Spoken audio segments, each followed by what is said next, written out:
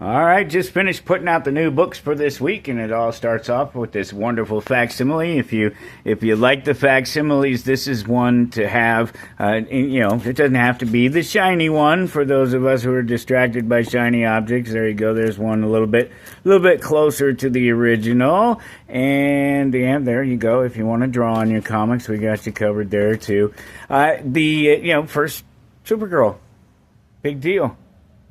Detective, some more Batman. Here's the thing that I was looking for. There's absolute Wonder Woman 13, great, fantastic, still going. Just these amazing covers. But this is what I wanted to talk about because we finally come to the end of New History of the DC Universe. And if you've been reading along, it's been a very fun story. It's Flash telling the story, and it finally wraps up. You finally get to see what it is that he has and what the story is that he's telling and how it all comes together.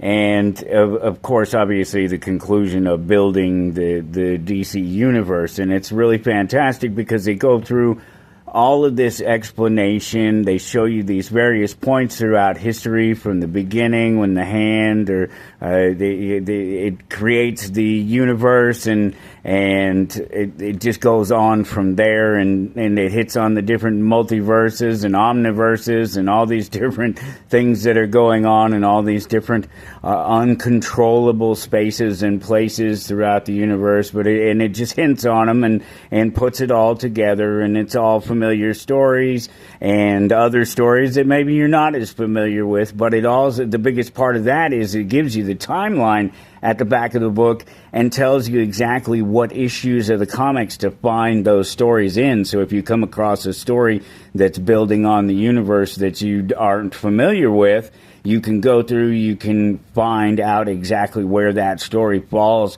within the comic books themselves and go out and grab the comic books or some collection or something like that. And some of you are going to love the ending. I know I did. I appreciate it. It's what I expect from my comic books. And some of you are going to hate it. And that's just because I think some of you just hate whatever it is you want to hate on. It really is great. And it's a great wrap up to the whole story. And it's a great new shape for the new DC universe and everything. And I mean, if you aren't in on all of this yet, DC, I don't say it facetiously that you guys will be coming to me in a few weeks and you'll be saying, oh, why didn't I get these tie-ins? Where's there you go, there's one. Why didn't I get these tie-ins to DCKO, and why don't you have this on the shelf? I don't say it facetiously because I have people come to me and say that 3 weeks after something has come off the shelf already, after it's been sold. And we are well past caring about it as far as that concerns. That's why we wanted to try to encourage people to get on the polls, is because we're just like everybody else. We're trying to play it as tight as we can. We're not trying to spend too much on things that we can't turn around and sell. New Jeff Landshark will sell those. And Magic, this is such a great cover, and I love this one too, with the Gwenpool on there. But there was another one of the, let's see, is there still just one here? Maybe just one? Just one? There is. Here we go. There's just one. He got shuffled to the back. But it's a Tron Ares cover. There was a Landshark Tron Ares cover too. Had to have it. Got to put that one back. A great cover there for the Marvel Zombies variant for Miles Morales.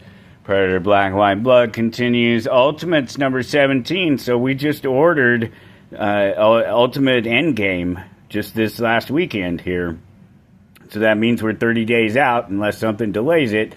We're 30 days out, and the Ultimate Universe, the whole Hickman universe here, is going to come to an end. Brand new Spider-Man, the next Zombies. Of course, it's a real thin week for Marvel because they're concentrating on these.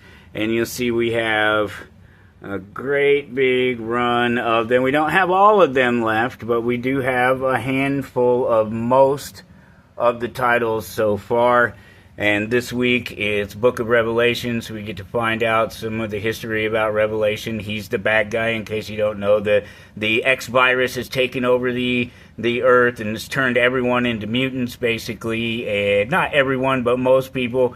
And these mutants have band together under Revelation, and so now we're finding out about Revelation. Last Wolverine, that one's new, and he appears to be Wendigo.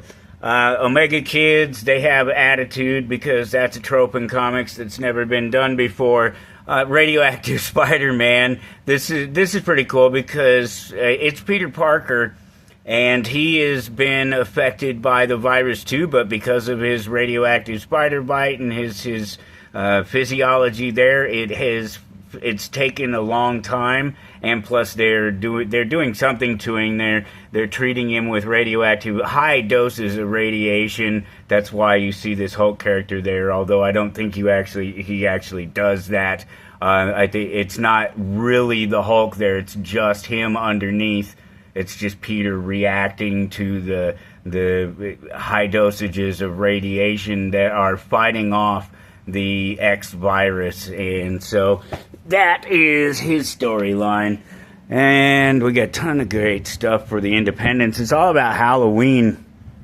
In fact, it's all about Halloween, and it's all about these collected works, these stories where there's more than one story. You get 3 or 4 different stories, and that's the case with Hello Halloween here, including an R.L. Stine story, some Graveyard Kids, and then there's the Power Rangers story, and you see all these different creators on here. So there's 5 or 6 different stories in there. Speed Racer continues. And then there's this Outlaw Showdown, and this was really cool.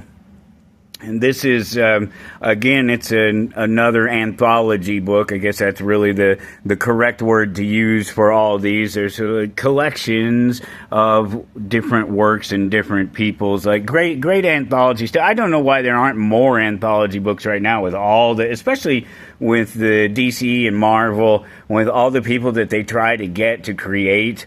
That are out there that want to create these stories around these characters and all these characters that they want to create to feed every fad that comes along. Why not do it in these books like this where you have that space to do that? Instead, what do you have? You have DC, you have Detective Comics, and you have Action Comics. And Action Comics is sort of a sad excuse for an anthology book, and Detective Comics is better at it than it has been in the past and at different times. But with all these creators out there wanting to create, why not do it? What was cool about the EC thing is just the connection to myself. All of these books have been really great. All the different EC books that have been released here, and they're all like this. They're all anthology books. They're all great big fat books that have a lot of story and a lot of great art, and you get to see new artists and hear new writers tell their tales. And I just last week was able to sit down and have a chat with Alan Katz. And Alan Katz, some of you will know who he is, but there's a connection to EC Comics. Alan Katz had a short period in Hollywood, but he had a pretty big impact in the horror area, and some people will know him as one of the creators of The Crypt Keeper. And of course, The Crypt Keeper, Tales from the Crypt, EC Comics.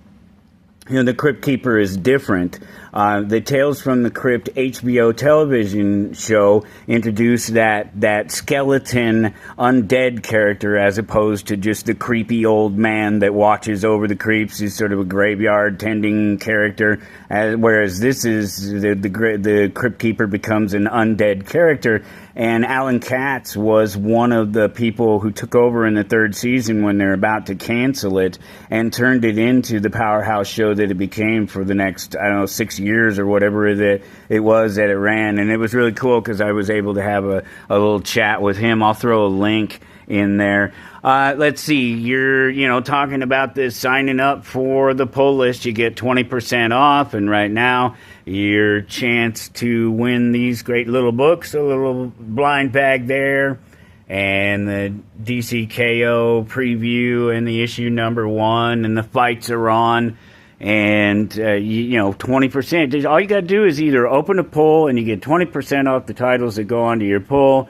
And, or if you already have a pull, just add a new title. Add Outlaw Showdown or Terminator Metal, brand new Terminator. I didn't even stop to talk about Terminator. Tex here. This is Tex. He's a old school 800 series Terminator, and he's helping the Resistance fight against Skynet. So there you go. And just quick note, couple of these things. We're picking up a few more of these as more and more of them become available. It's a Marvel Premiere collection. It's the whole sort of old man Logan story. Great big thick books. Oh, let's see what the price tag is on that one. $15. That's all that is. Wait a second. I might have to take that home myself.